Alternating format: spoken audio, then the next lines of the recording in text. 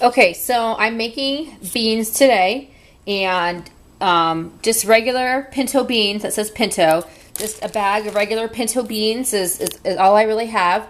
I always pour mine out and kind of sift through it. So, like, see that little black rock? I found that in there. A lot of times you find little impurities like that inside the beans. So, I found more. I just hadn't picked up my camera yet when I got to it.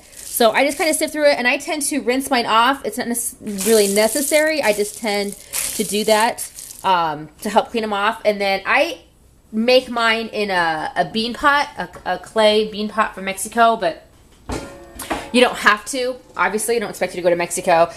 If you wanted to, I mean, just put it in a regular stock pan. You're going to need something that's going to be able to give you some room because you're going to put a lot of water in it and stuff. And yeah, you don't want this teeny tiny pan. So I do not soak my beans. That is something I hear people say a lot, that they have to soak their beans before they make them. I don't know why. I don't necessarily know the theory behind that.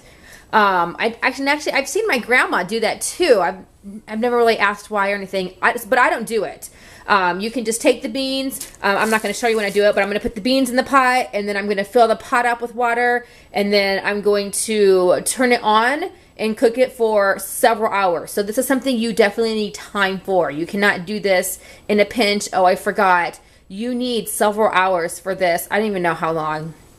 Gosh, probably at least, I would guess 4 if you had a pretty good fire going, and I would guess at least within 4 hours you would get them cooked like you needed them to. But I tend to have mine cook at a little bit lower speed, and have them really take their time in cooking, because that's one of the keys, is to really get the beans nice and thoroughly cooked. I mean, you don't want them to be complete mush, but you want them nice and really soft. So this is the first step to making beans.